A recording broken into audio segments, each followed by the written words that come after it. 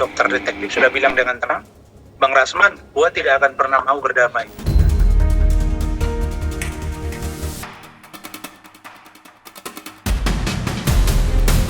Untuk pemanggilan mediasi sudah kami lakukan, berarti kami menunggu dari kedua belah pihak untuk hadir ke Polres Metro Jakarta Selatan.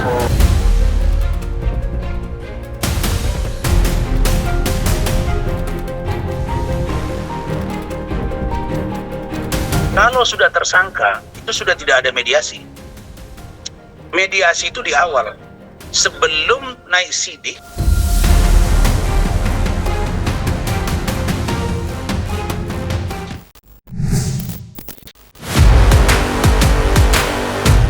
Kasus dugaan pelanggaran di bidang kesehatan dan perlindungan konsumen terkait produk dan treatment kecantikan yang dipasarkan oleh Dr. Richard Lee akhirnya resmi memasuki babak yang baru.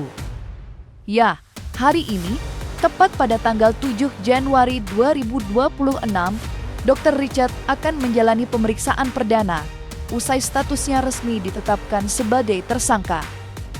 Kelanjutan drama pertaruhan nasib hukum Dr. Richard yang kembali bergulir hari ini tentu mendapatkan reaksi dari berbagai kalangan masyarakat. Tak terkecuali dari selebritis sensasional Nikita Mirzani yang kini masih berada di balik jeruji besi rutan Pondok Bambu.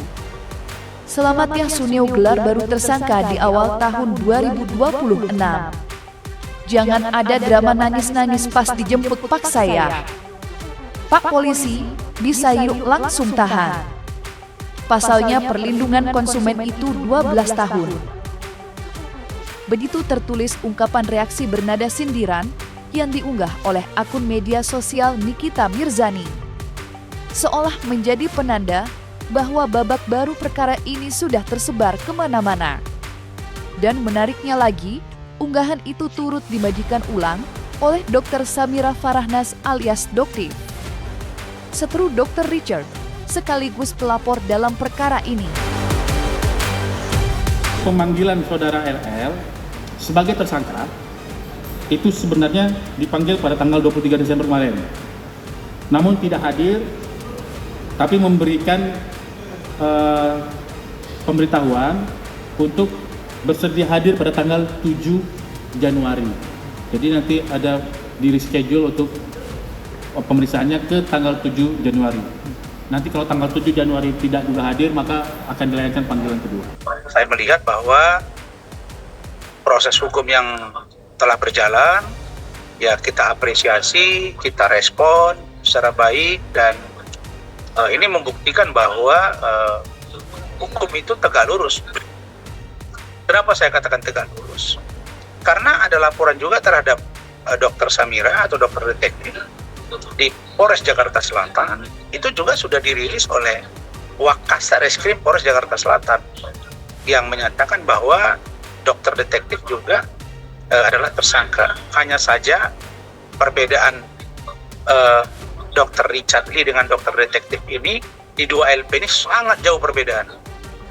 Kalau di Dr. Richard Lee atau DRL itu kalau saya tidak salah ancaman hukumannya 12 tahun. Sedangkan di dokter detektif di Polres Jaksel pasal 27A Undang-Undang ITE itu hanya 2 tahun. Ya kita lihat nanti dari gimana dari kawan-kawan penyidik. Ya, yang pasti kalau nanti panggilan kedua dia tidak hadir, maka akan dikeluarkan surat perintah penjemputan pada tersangka. Ya. Saya kira kalau status tersangka sebaiknya ya datang, tidak usah mengulur waktu. Menurut saya. Di sisi lain, kelanjutan perkara ini sebenarnya sempat diramaikan dengan bersembusnya kabar sumir terkait potensi perdamaian, di mana kedua belah pihak dikabarkan akan bertemu secara langsung di Polres Metro Jakarta Selatan pada tanggal 6 Desember 2026 kemarin guna membuka kembali pintu mediasi. Mengingat dalam sengketa hukum yang sedang berjalan, keduanya sama-sama telah berstatus tersangka meski dalam laporan berbeda. Namun, Silna sudah angan-angan perdamaian itu. kedua belah pihak dikabarkan tidak hadir di Polres Metro Jakarta Selatan kemarin.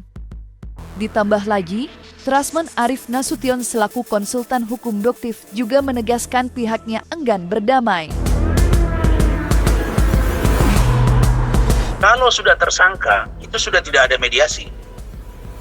Mediasi itu di awal, sebelum naik sidik, ya sebelum naik sidik, boleh jangankan tersangka, sebelum naik sidik, itu sudah mediasi. Artinya, proses mediasi sudah dilalui, dan hasilnya gagal, maka lanjutlah ke penyidikan dan tersangka. Gak ada mediasi lagi, udah selesai. Tinggal sekarang berkas kirim ke kejaksaan, periksa, kalau sudah lengkap nyatakan P21. Saya dapat info, ada upaya-upaya untuk ini P19, dikembalikan lalu P19 mati, dihentikan. Saya yakin 1000% kejaksaan tidak akan menghentikan ini, karena ini kasus yang memang fakta hukumnya kuat untuk jadi tersangka.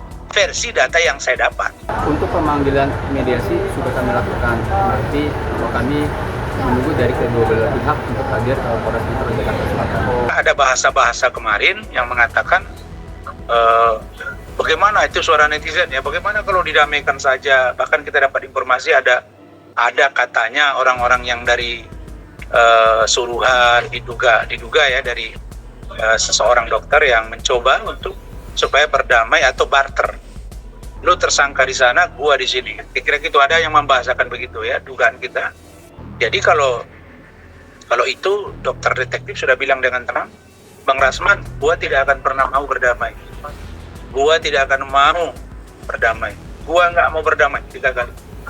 Karena gua tahu urusan yang di Polres Jaksel itu urusannya kecil. Dan saya siap menghadapi. Tapi urusan yang di Polda Metro, laporan gua, walaupun diwakilkan kemarin kepada Saudara Riyadi sebagai kuasa pelapor, maka gua tadi bahasa dia gua ya, gua nggak akan mau. Kenapa? Sana 2 tahun, di sini 12 tahun. Dan gua mau menyelamatkan banyak orang terkait dengan produk kecantikan. Kira-kira gitu. Saya harapkan ini disikapi secara bijak oleh Saudara DRL atau Dr. Richard Lee, dan saya berharap ini bisa berjalan dengan baik. Walaupun saat ini kondisi dan situasi terasa semakin pelik, Dr. Richard Lee tampaknya tidak sama sekali merasa tertekan. Ya, tak sedikit pun gerak-gerik Dr. Richard yang menunjukkan dirinya kewalahan apalagi gundah gulana. Buktinya, belum lama ini Dr. Richard masih tak segan untuk memboyong kedua putra tercinta untuk berlibur di negeri Sakura, Jepang. Selama berada di sana, Dr. Richard pun masih membagikan sederet momen hangat ketika dirinya menghabiskan waktu berseluncur di atas gunung berselimut salju. Boys time, kita mau kemana? Kita mau ngapain kok? Jadi nggak ajak maminya, kita cowok-cowok mau pergi ke Jepang, kita mau main ski di Jepang. Dan kita duduk, karena anak-anak kita duduknya di ekonomi. Duduk sini ya. If you need me, you should call me at 25, okay? Jadi bangkunya duduk di 25. Aku lagi dengan anak-anak di Niseko. Ini cuacanya ekstrem banget, dan tapi kalau kita mau lihat kesehatan kulit anak kita, lihatlah pas lagi cuaca ekstrem. Ini minus 10 derajat Celcius dan dingin banget. Ini anginnya kenceng banget. Tapi lihat kulit anakku, benar-benar nggak ada keringnya sama sekali. Dokter di sini ingin menyampaikan kepada Richard untuk fokus saja, ya, fokus saja kepada pelaporan Dokter di Polda Metro Jaya. Jangan menggiring opini ke masyarakat. Istri kamu sudah dipanggil, tetapi mangkir dari panggilan. Jadi Dokter mohon silakan kooperatif saja dengan panggilan Polda Metro Jaya.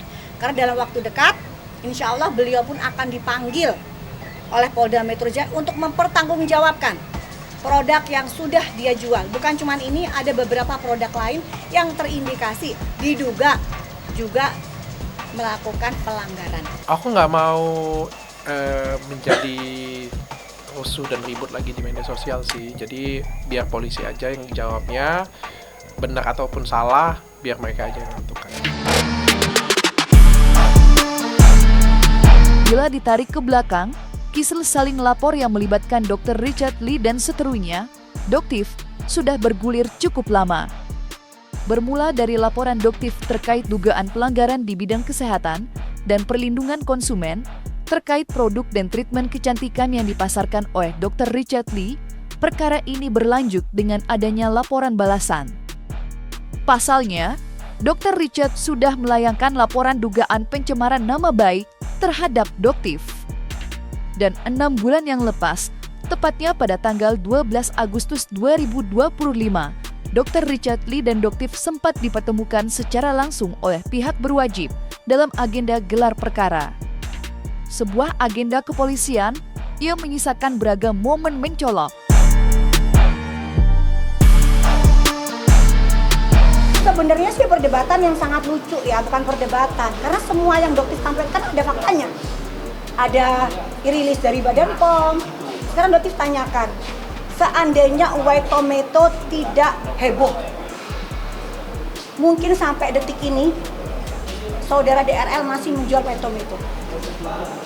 Bahkan sampai detik ini kalian masih bisa membeli produk WT di e-commerce. Padahal sudah ada surat perintah kepada DRL atau Doktif nggak tahu ya, surat perintah kepada perusahaan CV Athena untuk melakukan penarikan. Tapi kalian lihat, masih terjual hingga saat ini. Apakah dia sudah melakukan penarikan? Artinya apa? Nah, itu kalian jawab aja. Tadi Doktif mau tanya sama dia, katanya sudah dilakukan penarikan, kok masih ditemukan di e-commerce? Harusnya kamu beli semua dong sebagai rasa tanggung jawab kamu. Jangan korbankan orang yang jual lagi produk kamu. Harusnya kamu beli semua di pasaran, kamu tarik semua produk kamu ganti rugi ke penjual. Selesai case-nya. Yang laporinnya juga, mohon maaf ya, menurut aku ya, belinya juga tidak di platform resmi, belinya juga terindikasi barangnya bukan barang palsu, jadi bukan barang asli ya, bukan barang asli, bahkan bukan beli di tempat aku. Yang kayak gitu punya bisa dilaporkan, makanya pengacaraku pede, tadi bilang bahwa kita jauh banget dari unsur pidana, orang belinya aja nggak di tempat aku kok. Makanya kayak aku datang ke sini aku ngeliat, aduh, ya minimal kan beli di tempat aku lah kayak gitu kan, atau minimal dikonsumsi. Ini dikonsumsi juga enggak, dipakai juga enggak, tapi dilaporkan. Kan perlindungan konsumen tuh ya harus digunakan ya. Di sini nggak ada korban loh, satu pun nggak ada korban. Bahkan yang lapor dengan aku pun jadi korban tuh nggak ada. Jadi ini laporan yang menurut aku tuh dibuat-buat. Aku nggak tahu tujuannya apa, nggak tahu maksud dan tujuannya apa ya. Tapi sebagai warga Indonesia yang baik aku datang.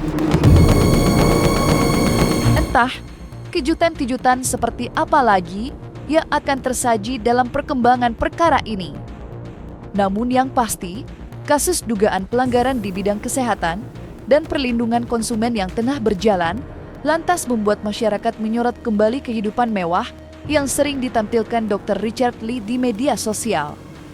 Contohnya, ketika ia buka-bukaan soal harga mobil, serta pemasukan setiap melangsungkan siaran langsung.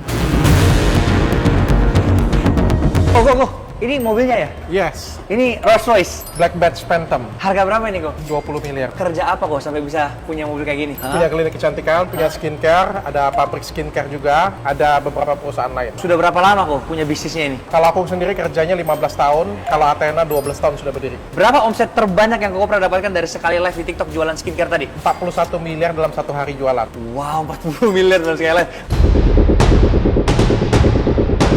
Selain itu, kehidupan mewah yang diberikan oleh Dr. Richard kepada keluarganya pun tak luput dari sorotan tajam masyarakat. Bagaimana tidak, dalam suatu kesempatan, ia sampai menghabiskan 300 juta rupiah untuk menikmati hidangan restoran semata. Aku kaget deh, ini ada bill. Lihat ya, 300 juta, 53 hari. 300 juta? Iya, ini nggak salah. Enggak, Ci. Ya ini aku mau marahin suami aku deh. Ini beneran nggak ini? Boleh kalian soalnya.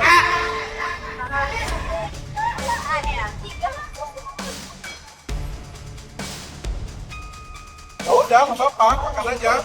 Jadi makan. Serius? Minimum spend tempat ini aja tuh 250 juta. Kamu pesen apa aja sih? Ini nasi goreng jutawan, harganya 4,5 juta. Ini nasi goreng termahal. Ini tomahawk harganya 4 juta. Sushi bot harganya 2 juta. Pesen lagi. Ini harganya nggak tahu sekitar 110. Ini Azul yang ultra bocah harganya 160 juta. Koleksi aja di rumah. Nih, kalau orang yang kesini ngabisin duitnya banyak banget ya? Kaya dong. Wajar lah ya kalau enong-enong itu sukanya nongkrong di sini. Ngabisin duitnya Makan mikir. yuk, makan yuk. Ini nasi goreng jutawan. Ini nasi goreng termahal yang pernah saya makan. Iya. Katanya atas murah. Nasi. Murah untuk orang kaya ya.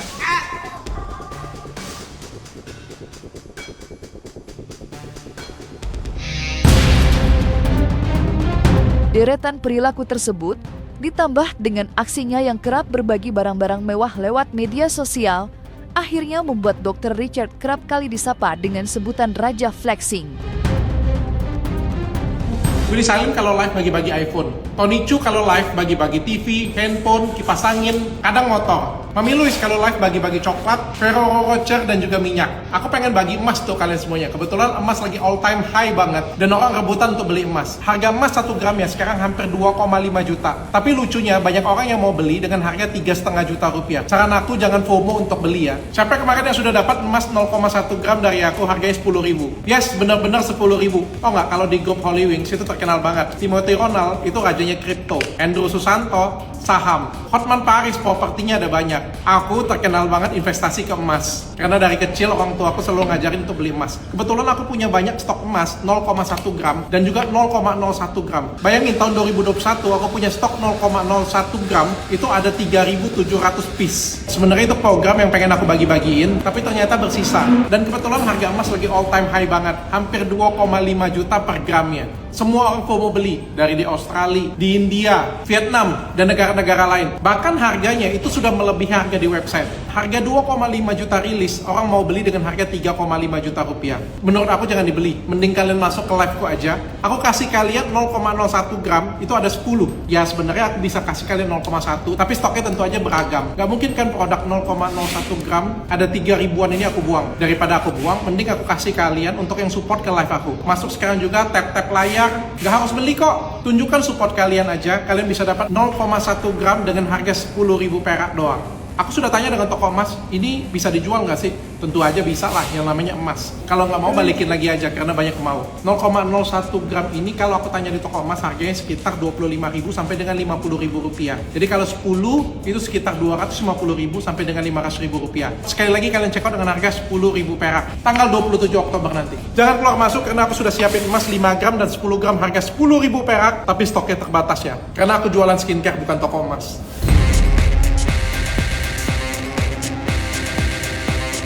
Dan jangan lupa untuk like, subscribe, dan juga share channel YouTube Cumi Cumi.